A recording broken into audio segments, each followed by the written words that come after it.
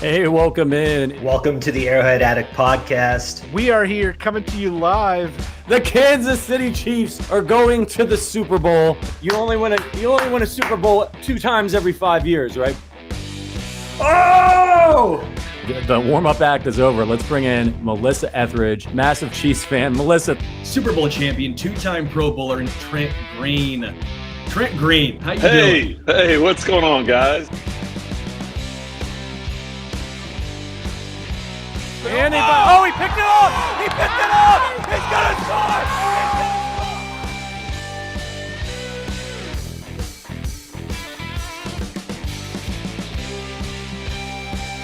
And we'll see you next week. But until then, as always, go Chiefs. Welcome. It's Super Bowl preview time here on the Arrowhead Addict channel. I'm Adam Best, rocking a mustache thanks to losing a bet to this guy, Sterling Holmes. Producer Richard is with us, hopefully to keep us on track. How you doing, buddy?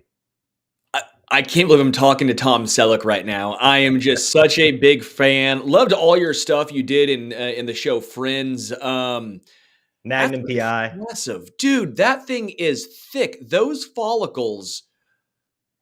I don't understand. Your beard wasn't even that thick. Did you Brian Wilson dye that thing? It's spray paint? No. It's I went for the Sam Elliott, actually, Tombstone, kind of the cowboy look. But, yeah, it's working, man.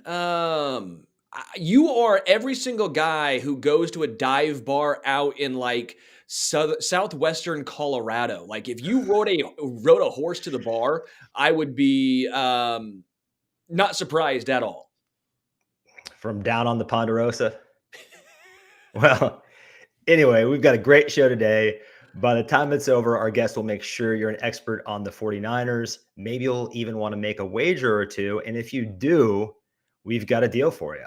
Oh boy, do we. DraftKings is offering a fantastic sign-up bonus ahead of the Super Bowl. You can place a $5 first bet on anything to instantly claim $200 in bonus bets. You will also be rewarded with a separate no-sweat single-game parlay every single day when you opt in. The best part is that you'll receive both rewards even if that first bet loses. When you join DraftKings, make sure to sign up with our code Arrowhead. Using our code Arrowhead not only gets you these great bonuses, but it also directly supports our podcast. So if you've been considering signing up for DraftKings, make sure to use the code Arrowhead to maximize your first bets and parlays.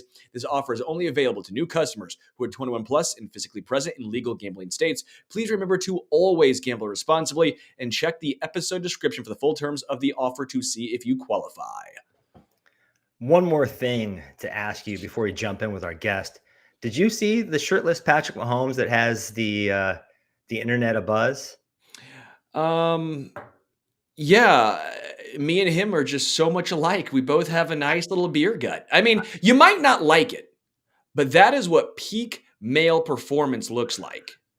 Yeah, I am 45 years old and I have the same body as the greatest quarterback to ever live. So I can live if we're calling that dad bod, I can live with it now. I can live with it. Let's bring on our guest, Peter Panacy of Niner Noise. Peter, welcome to the show. How are you? Doing good. Thank you so much for having me. Got to be excited about the game. Yeah, I think so. Grudge match from the end of the 2019 season. You'd have two marquee franchises, and I think this is probably what the NFL wanted in a lot of ways. So, it'll be a fun Super Bowl for sure. I love to hear that because I don't know if the last time we met in the Super Bowl, the Chiefs would have been considered a marquee franchise, but we've kind of risen to that level, I think. We have 10 burning questions for you. That's you operating the flamethrower, isn't it? You bet your sweet ass it was, yeah. Let's dive right in. So both rosters have changed significantly since early 2020 when the two teams last met. What are your initial impressions of this Super Bowl rematch? So from a Chiefs vantage point, and I know in 2019, the defense had been upgraded a lot in comparison to the previous year, but it's almost as if in some ways the roles have reversed a little. 2019 for the 49ers, the defense carried the offense. Jimmy Garoppolo is not putting that offense on his shoulders. Now, at least in the playoffs for the 49ers, the offense is kind of carrying the defense. And that's kind of weird to think. I mean, the Niners defense has plenty of playmakers. And then you look at what the Chiefs have been able to do defensively just down the stretch. I mean, it's a top 3 unit anyway from the regular season, but then I think, what is it, like 16 points allowed per game in the playoffs now? I mean, it's insane. So, whereas the offense, Patrick Mahomes is there, Kelsey, but the offense has taken a slight step back from then what it was in 2019. So that way, it's kind of a little bit of a role reversal, but that makes it a more intriguing storyline. It's not just the same regurgitated stuff that you saw back 4 years ago. So that, to me, has kind of been the big difference in between the two teams, is that it's kind of the other side picking up the other half of the ball for both teams. How many guys are still in the Niners, right? You have Bosa, obviously, Fred Warner, obviously, but there's not a ton of holdovers. It was Eric Armstead, Kittle, obviously, Eric Armstead. I think Deebo Samuel came the year after.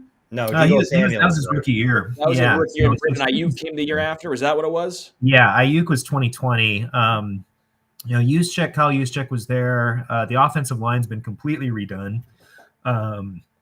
Defensive line, Nick Bosa, Eric Armstead are both still there. Fred Warner, of course, as well. The secondary is completely, remade. So that's a lot of new faces, but at the same time, the people the names who were there last time. There's still some of the star talents that have been part of the 49ers for a while now. Well, let's talk about George Kittle for a second here, because I know fans here in Kansas City, we're sick and tired of hearing 31 other fan bases talk about George Kittle's blocking ability. But let's be real now. He is a phenomenal blocking tight end. You saw what he did to Aiden Hutchinson last week. I mean, what does he bring to the table, not just as a receiver, but also in how he opens up the run game for San Fran? He's vital in that regard. I looked at this, I think, for last year. I haven't paid attention to it this year, but the expected run plays per carry when he's blocking on that side, right? And it was, I'm trying to remember what I knew about it a year ago. Put me on the spot with that one. Either way, he's obviously opening up lanes that are so much bigger. It's like running behind Trent Williams on the other side. It's going to work, and so that's what he does. And him going up against some of the best defensive ends and edge setters in the league, regardless of who they are, it's vital to have him doing that, and that was his strength in college. He wasn't known as much of a pass catcher, which is why he fell in the 5th round. But anyway, it's vital for him to go out there. And then in the fact that he is, a good route runner and a great receiving option. That's why he's on the field all the time. And he does help this kind of, the scheme behind the scheme, where there's some tight ends who are really good blockers. And so, if they're on the field, it's a run play, right? Or, hey, he's just a pass catcher. He doesn't block anything. Okay, it's probably, a pass option. In his case, Kittle is both, easily. So you're not going to really hide from anything in that regard. So plus he's definitely a motivator. He's definitely someone who will pump up the rest of his teammates at any time. So he did that during the NFC Championship game. I don't know if you've seen that clip, but he's going around telling everybody, he says, like, we had him in the first half, or they had us in the first half. I'm not going to lie. And he's telling Brock Purdy this. Great stuff. Go check it out. Yeah, there was another clip of him from the previous Super Bowl where the two teams faced off, where he said, I guarantee we'll be back. And I guess he wasn't lying. Let's look at the Chiefs defense now, and that matchup between Steve Spagnuolo, who is on an all-time heater, and Kyle Shanahan, who, along with Andy Reid, is arguably the best play caller in the league offensively. How does Shanahan protect young Brock Purdy from Spags, who we know likes to feast on young, inexperienced quarterbacks who haven't faced him? It's tough, and this is how I'm glad I don't call offensive game plans, because Brock Purdy this year has been really good against the blitz. You saw Wink Martindale's Giants try to blitz the heck out of Brock Purdy early in the season. He shooting up. You usually don't see that from a young quarterback. Nick Spagnuolo is going to know that. The 49ers offensive line, especially on the right side, is weak. So expect a lot of pressure on that side. Chris Jones, whatever. That's going to be the weak link. There's got to be some protection over on that side. Probably a few rollouts in that regard.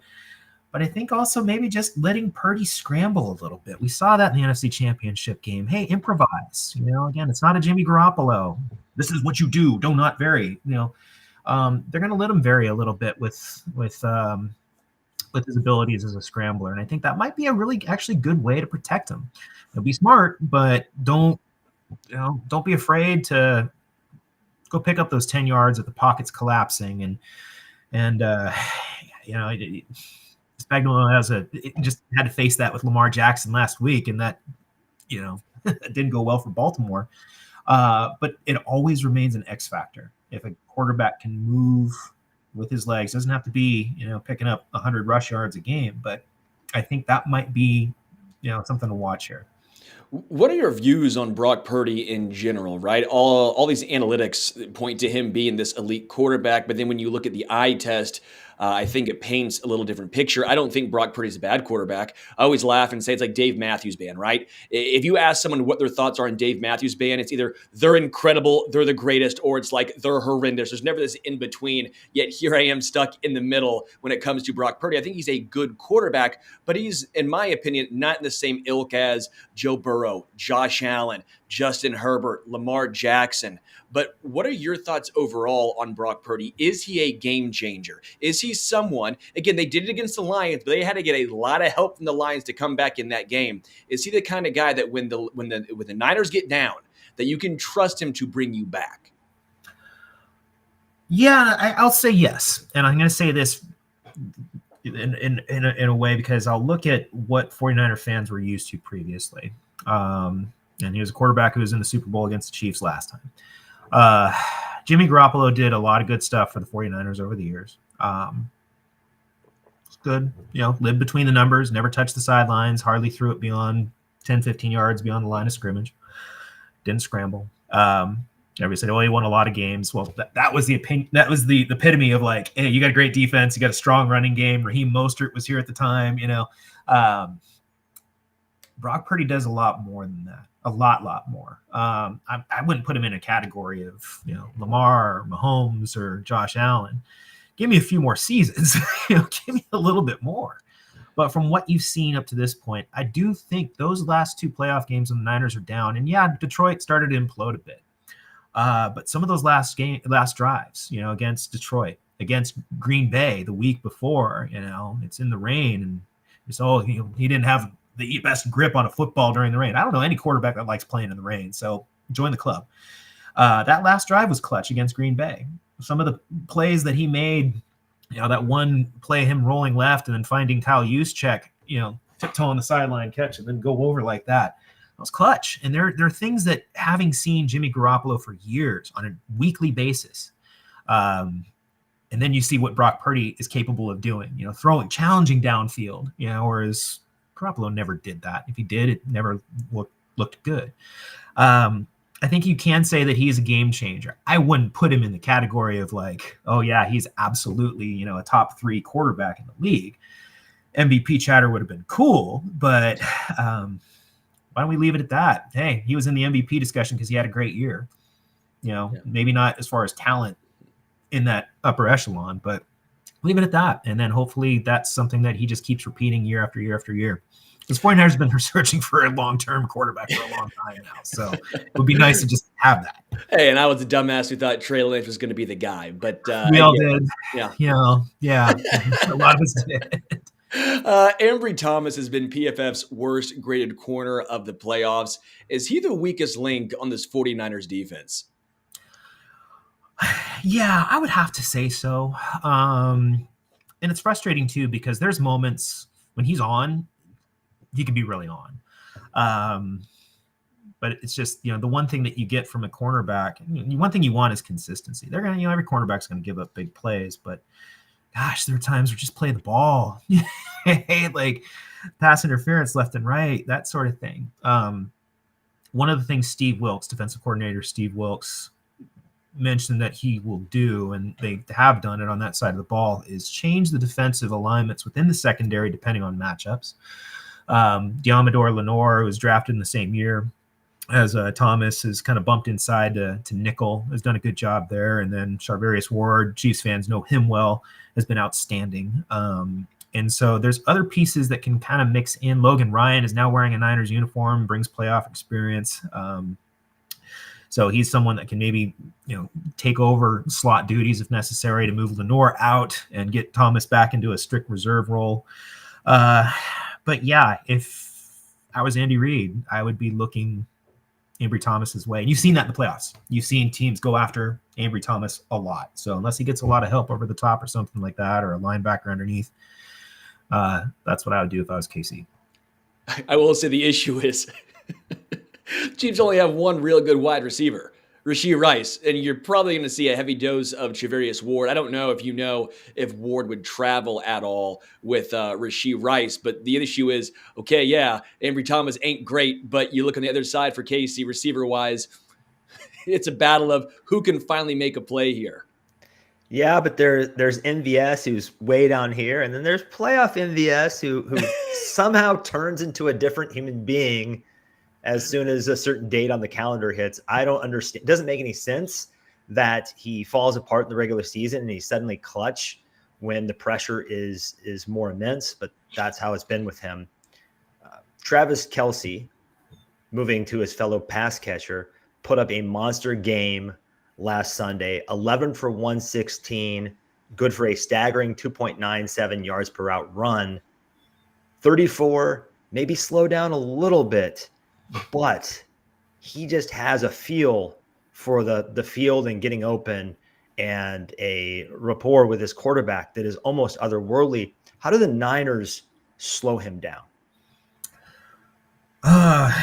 Serious answer or funny answer? I'd say funny answer is call up Taylor and say, hey, you guys go out the night before, have a fun night, stay out till 6 a.m. Really answer, though, I'm super intrigued by this matchup. Dre Greenlaw and or Fred Warner in coverage on Travis Kelce, at least on the underneath. You got two of the best coverage linebackers in the game on the best, I'll have to say this, best pass catching tight end of the game. But yeah, that's a fun matchup. That's one of those ones where you say, hey, this is a football fan, watch that. That's going to be cool to see. But yeah, Greenlaw and Warner on them. Niners do have a rookie safety in Jair Brown, who's been really, really good. He's taken place for Talanoa Hufanga, the All-Pro, who's out for the year with an ACL tear. Tashawn Gibson, who's on the opposite end of his career as a veteran. He's another safety who might be able to watch out. He actually caused that fumble against Detroit that also led to the big turning point in that game. But yeah, for me, it's the linebackers. Them on Kelce, that's going to be fun to watch. Related question here. Last week with the Ravens, I think, if we look at the Kansas City Chiefs as a TV show, they've seen the first 5 seasons, but it's like they skipped season 6. And they didn't know that this finesse team was now kind of a gritty team. And they came out and tried to rough up the Chiefs. They were dirty. They were physical. And I thought the Chiefs kind of baited them into that, kept their composure, used their experience to be the mistake-free football team. Do you think the 49ers will kind of implement a similar game plan and try to rough up the Chiefs and see if that works? Or do you think they have a little bit more experience in the playoffs than the 49ers had and will kind of be a little bit more composed and just, I guess, try to use scheme to slow them down?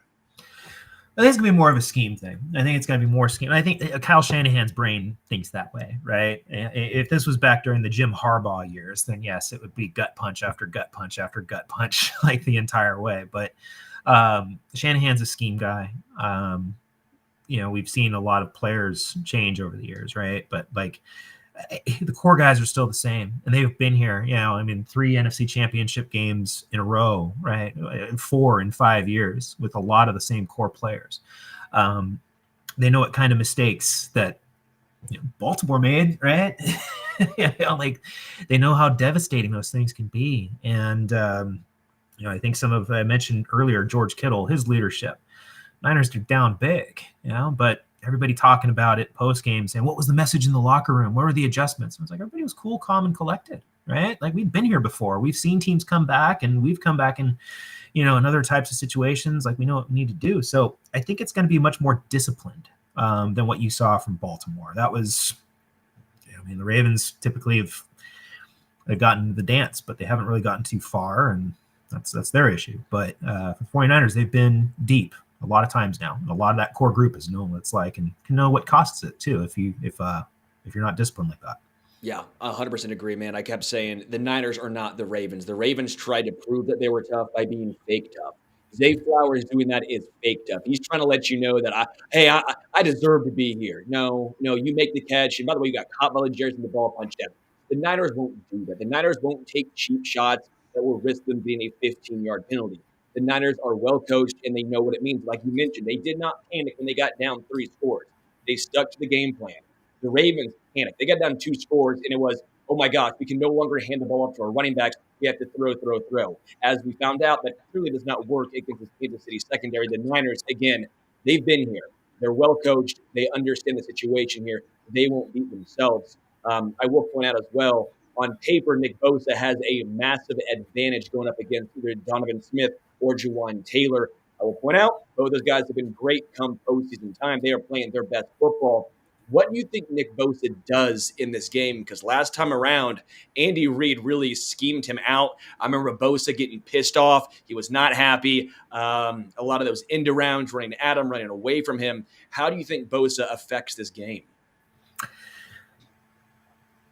This is where if I'm the 49ers, I'm looking for Chase Young to have his big game. So Nick Bosa could be – Niner fans would get this. A number of years ago, about 10 years ago, Justin Smith and Aldon Smith are on the same defensive line.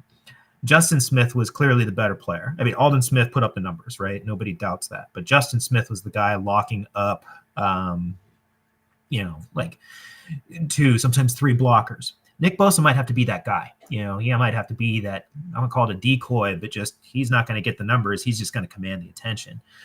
So at least as far as your edge rushing presence is concerned, this might be a Chase Young game. And obviously you look at the interior of the 49ers defensive line with Eric Armstead and Javon Hargrave, they're going to have to do their bit too. But I don't know if you're going to see Bosa pick up the sack or quarterback hits or pressure numbers like he might otherwise. What does Chase Young do? That's it. The 49ers traded for him. Yeah. This would be a good time to make a big impact. And, it's been kind of disappointing up to this point, but the talent's there. So we'll see. Yeah, the word on the street about him, and I take this with a grain of salt because people say the same thing about Chris Jones. And you don't really know what's going on. Is he taking a double? Is he, trying to contain the quarterback and all that? But Chase Young maybe has been dogging it a little bit. That's kind of what I've heard. Hasn't always given maximum effort. Is there any truth to that? There's one play. If you go see it on I think it was a Jamar Gibbs touchdown. You see number 92, and the motor's not there. I'm sure Chris Kocurek, Niners D-line coach, probably had a few words. But that was one of his scouting reports coming out of college, that the motor wasn't always 100%. So he's a free agent this season, Chase Young.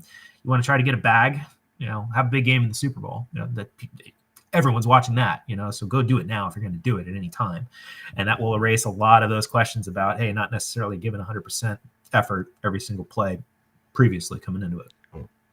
Let's stick with defense here. Both of these defenses are vulnerable to the run. And we know the 49ers offense can pound the rock.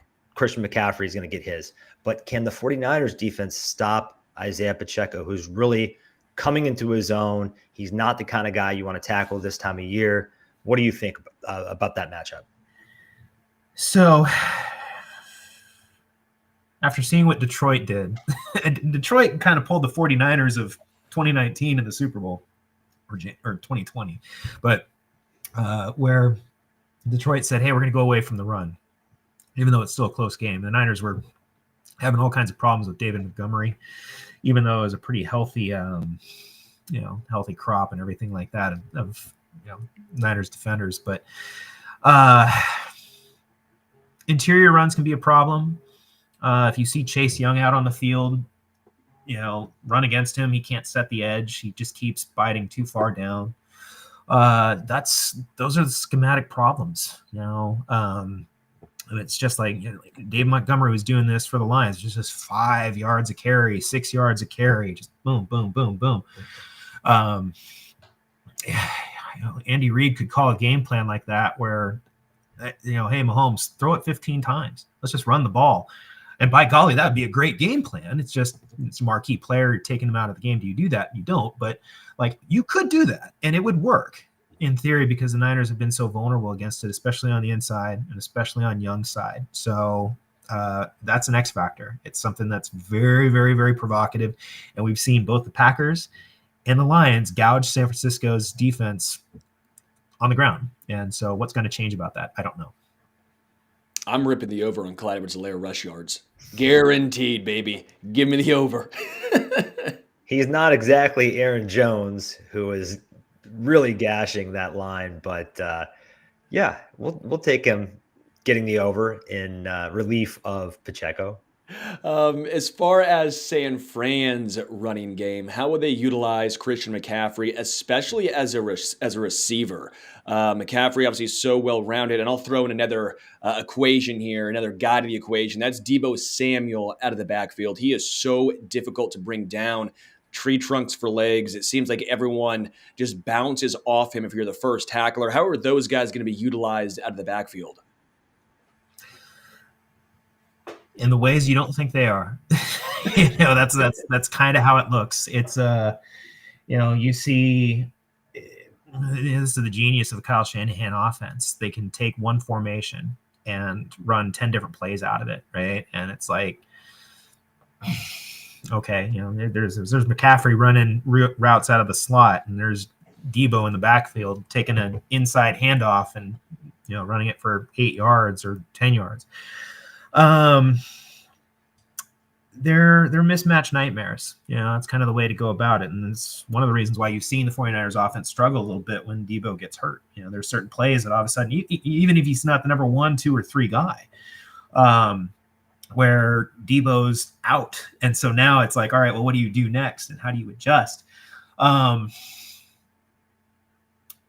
It might be like 2 or 3 plays that you might see Deebo wind up carrying something. Not going to be frequently used like that, but in key moments, McCaffrey's probably going to be more of a receiving option than Deebo would be a rushing option, just because McCaffrey is such an elite route runner, and he's also a great rusher, and it's a little bit more durable than Deebo, at least in recent years, especially with Samuel having a bit of a shoulder problem.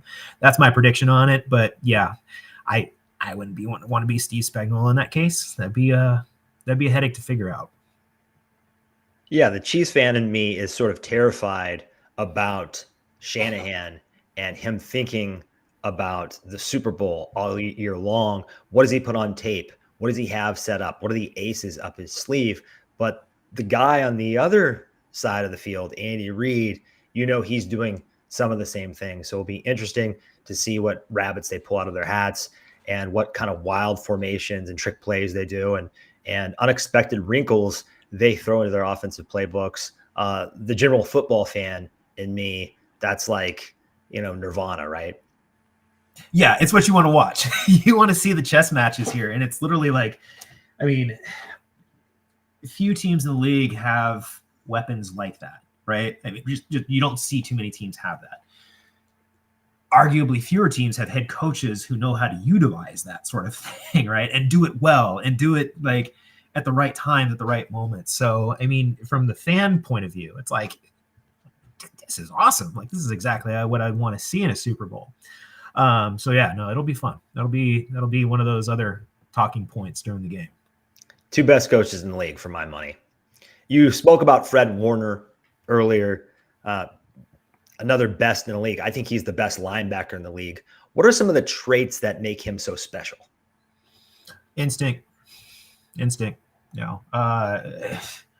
think of the 49ers as a linebacker team, but kind of gotten spoiled with it over the last 10, 15 years with Patrick Willis, Navarro Bowman, and then Bowman's on his way out, and then in comes Fred Warner. Dre Greenlaw, is a very, very underrated player, but it's instinct.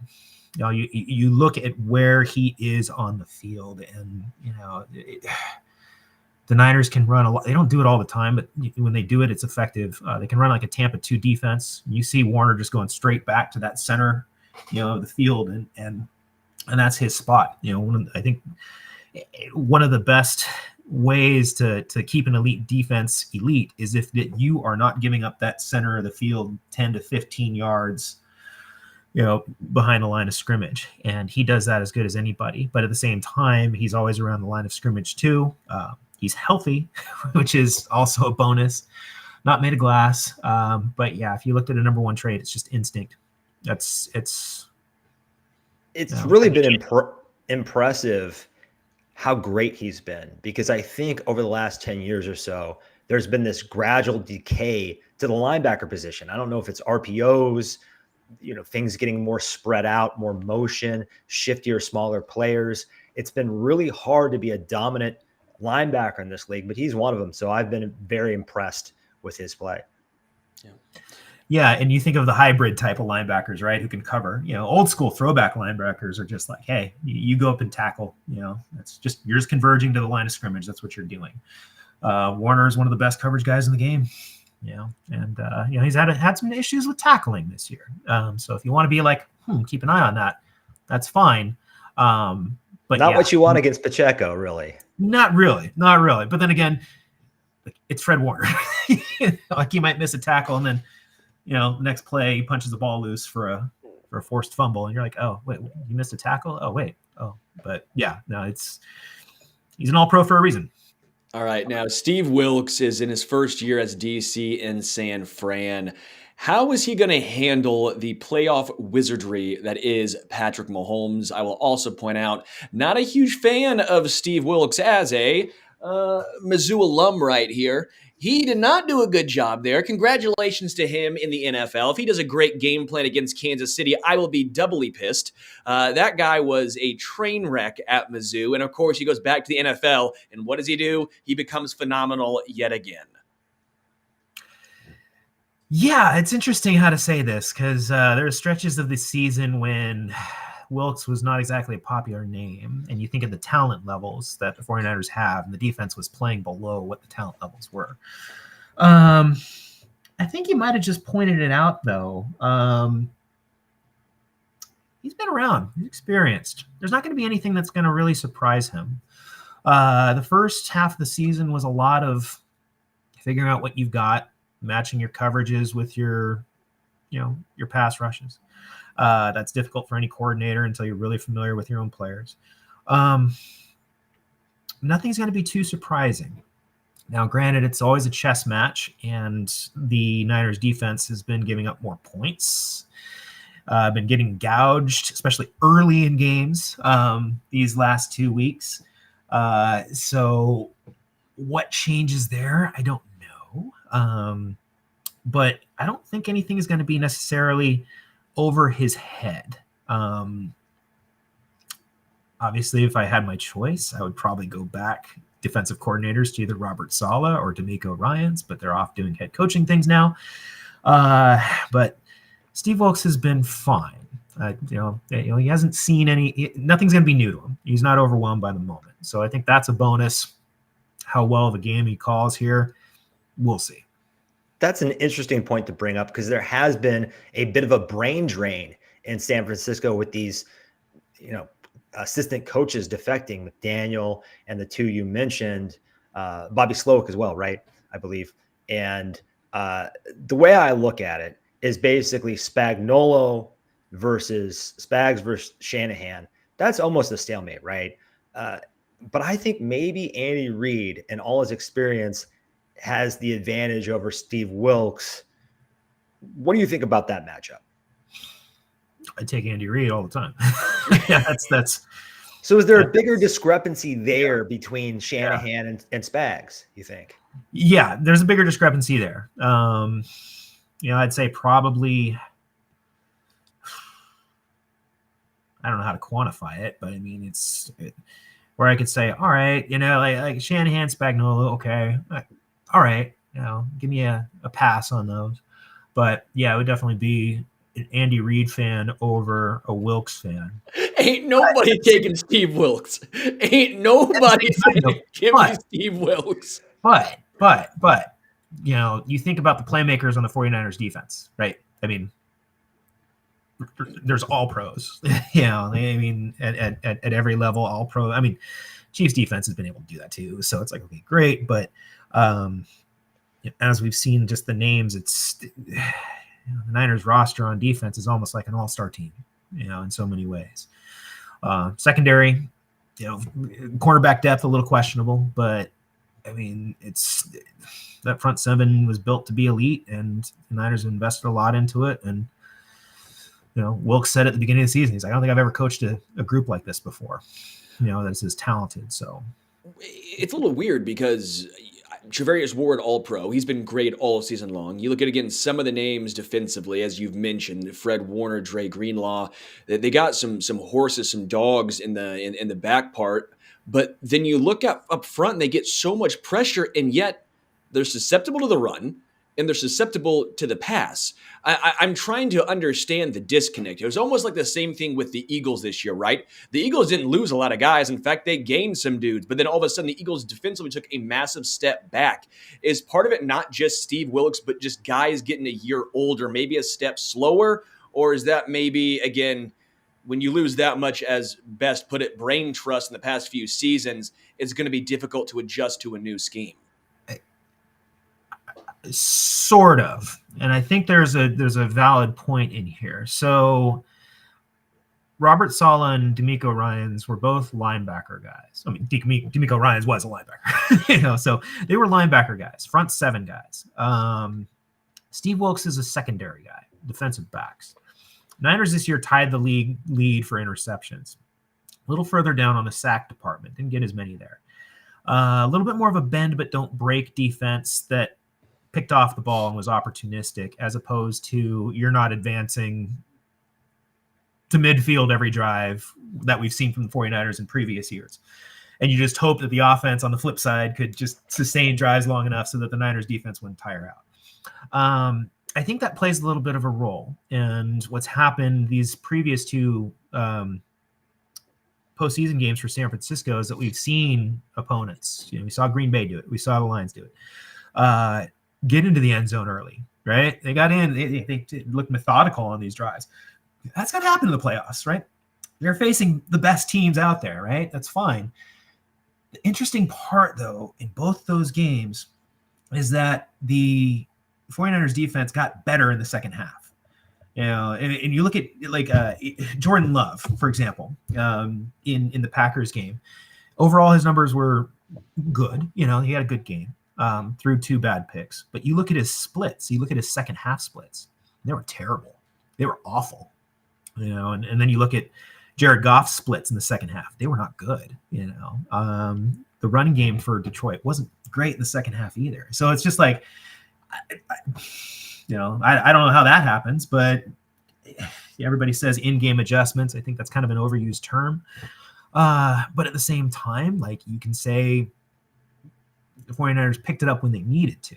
So that's an X factor here. And I don't know if that's Steve Wilkes saying, haha, let me show you, a rope strategy on defense. I don't know, but it's just an interesting thing to look at. Go back and look at those two games and what both the Packers and Lions did in the second half, and how the defense for San Francisco seemed to just get better. And, maybe momentum was on their side. Heck, probably. Momentum's a real thing. So, yeah, and a little bit of it is what's happened with the Chiefs. They just know how to win at this point. And I think the 49ers have a lot of veterans, a lot of very talented players. They've kind of kept their nucleus together for a while now. They just knew how to win these games. You saw that Jordan Love and sort of the young, scrappy Lions just couldn't seal the deal. The Lions in particular, they felt like an MMA fighter who like punched themselves out in the first round or something and just had an adrenaline dump. And when things started going wrong, I was just like, they are absolutely cooked, because it was just apparent that they had no clue how to close that game. Yeah, you can see the implosion on that, and that's kind of what makes this so much more of an intriguing matchup. The Packers weren't supposed to be there. They're the red hot team.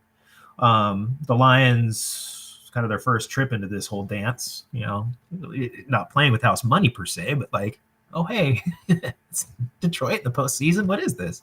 This is cute. No offense, Lions fans.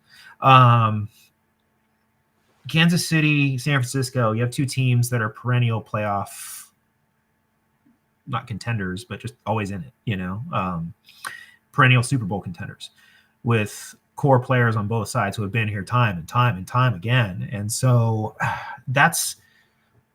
I wouldn't say it's so much of an X factor because it's not. It's offset, Both teams know what these pressure pack games are like. Who's going to blink first? Well, give us your prediction on that. It's prediction time, and then we'll get out of here. It's early, so we're not going to hold you to it. But today, if you had to pick, I am holding you to it. I will tweet at you. I will send you mail if you're wrong, even if I will keep the receipts. So here's the funny thing, and I always tell people this. So I'm older now. I've been doing sports coverage in one regard or another for well over 10 years now. The fan portion of me has kind of slipped into just like, okay, like Niners last Super Bowl loss to the Chiefs, I was over it by the next morning. So people are like, oh, you're not a fan then. I'm like, no, it's just, I can go mow the lawn, got to take care of the family. Like, it's okay. I'll be fine. This go around, I feel different about it, but I would probably say if I had to just make a pick, I can't pick the Chiefs because I'm a Niners guy. Otherwise, I can't. You can. No. We'll allow it. No. We won't tell anybody. We'll keep it kingdom secret. Next thing you know, I'm going to hear it from everybody at Arrowhead Addict going, hey, guess what Peter just said? There'd be an article about it over there. I'd have to link back to it. Just because I say this sort of stuff is for fun, I'm going to go 35-31 49ers in a shootout where it's a low-scoring game until probably midway through the third. And then the wheels fall off defenses, and you're just watching a back-and-forth affair. With that, it's probably going to be a 17-10. Sorry, it was a crack pipe. I couldn't believe if you want to hit. I thought that's what you're doing because Brock Purdy out-dueling Mahomes in a shootout. I mean, yeah. Hey, that's he beat Tom Brady in his first NFL start. I mean, just throw something out that doesn't make sense, and there you go. He does have maybe the greatest arsenal of skill player weapons that I've ever seen, and probably the best left tackle in the National Football League, and a top 3 play caller at worst. So he is in a setup for fireworks. It's just, is there so much talent on these defenses that could even be a possibility? I guess we'll have to see. Yeah, that's what I'm just thinking. It's like if the wheels fall off both defenses and you're seeing both sides, then it's like, oh, okay. Defenses are getting tired now, I don't know. I hate making predictions just because I'm always wrong. But yeah, that's where I'd laugh and say I'd probably wind up knowing that I said a high scoring game with what was that, a 66 combined score. I think we're taking the over. Yeah, it'll probably be like 17-10. Well, Peter, we thank you for joining us. Peter is over at Niner Noise, our sister site. Be sure to check that out. And I'm sure we'll talk to you again soon. Good luck. Absolutely. It'll be fun. Looking forward to it. Me too. That was great. I actually like a little bit of what he's saying. I don't know if it happens as far as in the second half, the defenses get tired, they get worn out. I guess I would point out that might help Chase Young, right? A guy who takes plays off. At least he'll be healthy and fresh in the fourth quarter, right? Yeah. Chris Jones might do a little bit of that too, save some juice to be the closer there down the stretch. I just don't know what to think about this game, but my gut says, I haven't talked about it yet. Spagnuolo has just been on an absolute tear. And he had faced Lamar a few times in the regular season, but never in the postseason. And I think the way the Chiefs are oriented, they're not going to throw, of course, they're going to try to win every week, but they're not going to throw everything but the kitchen sink at anybody until they get to the postseason. That is just how they roll now. And they threw some stuff at Lamar Jackson and had him in the torture chamber. I mean, he was just not prepared for that. And if he's not prepared for that at this juncture, now maybe part of that's Todd Monken, but Todd Monken's their offensive coordinator. He's no stranger to big games, right? So I know Kyle Shanahan has been in these moments time and time again, but he can't get out there and do it for Brock Purdy himself, right? I will say galaxy brain here.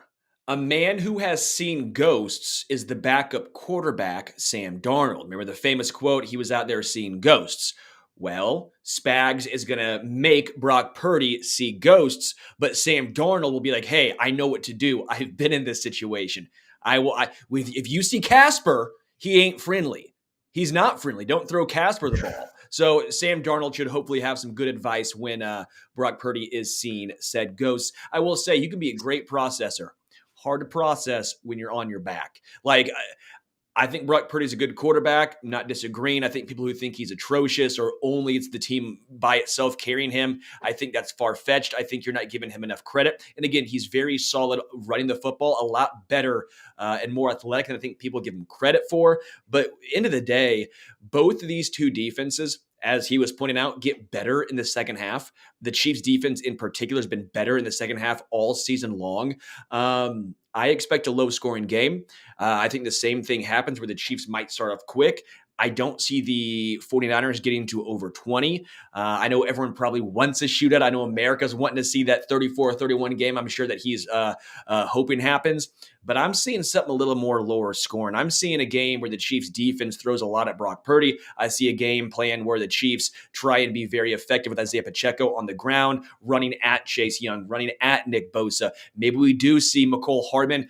Pray he doesn't fumble, get the ball on an end around, really try and go horizontal on a very talented, but again, underperforming 49ers defense. That is more or less what I'm seeing in this game. A lot to unpack there, starting with, I think you're saying Sam Darnold, paranormal expert. You basically called him a Ghostbuster. Oh, he is. He was on the squad. You didn't recognize him, but he was in the last movie. He's an alternate, maybe, or something. And then Brock Purdy, I'll give him this. He has a bit of an improvisational gene that Jimmy Garoppolo just flat out never had. I saw some things last week where he needed to get a bucket out of structure, and he was doing it. I didn't know he had that in his game. It's like the Shaq meme, I apologize, or whatever. But, I think he's going to be outclassed by Mahomes. And then you talk about the Chiefs defense. They are like a real-time algorithm where sometimes teams do some things early on, but they kind of solve these problems as the game goes on and just get better and better and seem to limit explosive plays. That's their hallmark. Now, last week, a little bit more explosive plays than you'd like. Nelson Aguilar had a big catch, a couple from Zay Flowers. Lamar had a couple of the biggest runs to quarterbacks that the Chiefs had surrendered all year long.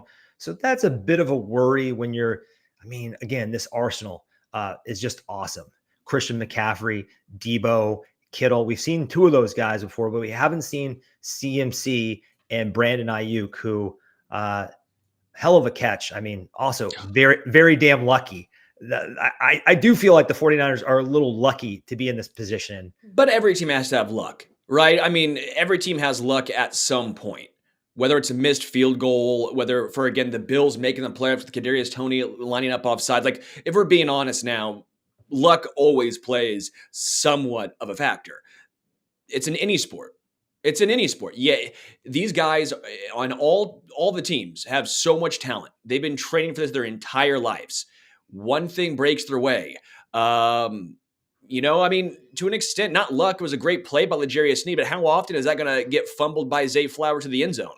He held it with two hands.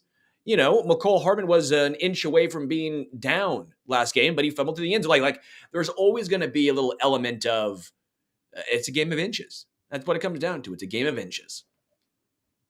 Yeah. And one of my big worries here, or one of the things I'm wondering, not worries, last year with the Eagles, you saw Andy Reid go to that, like, what do we want to call it? A jet motion reverse that he saw kind of the Jaguars exposed the Eagles early in the season. And he kind of hung on to that. And I wonder if he's seen some kind of flaw in the 49ers defense that he's been hanging around. I mean, it's no secret that the 49ers were going to be one of the teams with the clearest path to the Super Bowl. So I'm sure they've been kind of thinking about that a little bit throughout the course of the season in case that was their eventual opponent. Yeah. I like E40, but sorry. I like the hyphen music, but sorry. It's Tech 9 season, baby. Kansas City wins this game. I thought the Ravens were the toughest test for Kansas City. I thought that the Ravens were a bad matchup for the Kansas City Chiefs. Quite frankly, the Niners are a good team. I'm not trying to discount or discredit what they've done. I think the Chiefs line up very well. They match up very well against the 49ers. He's talking about how the Niners defense is opportunistic, this bend, don't break. Yeah, that's great and all, but Mahomes has had zero. Talking to Seth Kaiser, 0 turnover-worthy plays in the playoffs. That's through three games. Mahomes has not put the ball in harm's way. So as great as the Niners are at forcing turnovers, there have to be opportunities for them to make. They won't get those opportunities. As great as the Niners pass rush is, Mahomes and his offensive line is doing their best right now. I mean, the offensive line and the tackles are playing their best football. Mahomes does not get sacked. He's a wizard back there. I mean, every single one of the Niners' strengths is getting neutralized by Kansas City. There's not one particular matchup I look at and say, you know what? The Chiefs are going to have, outside of CMC, again, outside of I was going to say him on our safeties and linebackers. But again, as great as he is, it's one running back against, again, a overall fantastic tackling team. I don't see a massive advantage for the Niners in any real spot. Against the Ravens, you can make the case that they had the advantage at so many different areas. You can't make that for the Niners. I love that Chiefs opportunity. I love this matchup. I think the Chiefs get it done. I'll find later in this week my score prediction, all that stuff. But, man, I think this is a good matchup overall for Kansas City. Maybe the other matchup is Trent Williams against Mike Dana. Charles Omenihu was awesome last week, had one of the biggest plays of the game. You knew I was going to mention my guy. I'm a little heartbroken that him and Tooney, two of the guys I've been riding hardest for all year, are probably not going to be available. I don't know what Tooney's status is as of today, but I'm kind of feeling like his status is shaky. I'm with you. I think the Chiefs are going to win. This team gets compared now to the Patriots, but I see more Chicago Bulls. I see the 3 superstars. You got your Rodman and Chris Jones, you got your Pippen and Kelsey, and you got your Michael Jordan and Mahomes. And then you have the 2 coaches. You have Tex Winter and the Zen Master, Phil Jackson, which would be triangle offense, baby. Yeah, Tex Winter. Totally. And that's Spags, and the Zen Master is Andy Reid. And I grew up during that, and it just felt like they were inevitable. It was destiny. They were just going to get it done. And until further proven otherwise, Patrick Mahomes is the NFL's Michael Jordan. So I think Travis Kelce in this scenario is Dennis Rodman because they're both very eccentric, right? I think that's probably the case you make. Unless you want to go defense, Chris Jones, Dennis Rodman. Scottie Pippen is Travis Kelce. Mahomes is Michael Jordan. Who's Horace Grant? Well, that was a different iteration. A little bit later on, but who's Horace Grant? Who's Tony Kukoc in this one? That was early. Oh, Tony Kukoc would probably be the next guy right now is L'Jarius Sneed. Okay, he's L'Jarius. Who's Steve Kerr? Is it MVS who comes up with clutch plays in the playoffs? Like is that Steve Kerr in this situation here? Or? It might be. I mean, yeah, the surprise clutch playoff performer that you wouldn't expect from just kind of talking about him, looking at him. I think that is a... Ron Harper was later on, right? Ron Harper was on the... Ron Harper was on the second iteration. I think the first one was Horace Grant, B.J. Armstrong, Ooh, yeah. Will Perdue, Yeah, baby. I love me some Bill Horace Grant. Cartwright. Dude, dude, those elbows were vicious. Bill, if you got hit by a Bill Cartwright elbow, you're into another dimension right there. And oh God, what was that guy? He Horrible free throws too. he tragically died by Dele. God, what was his name? I'm totally blanking on it. Played some center.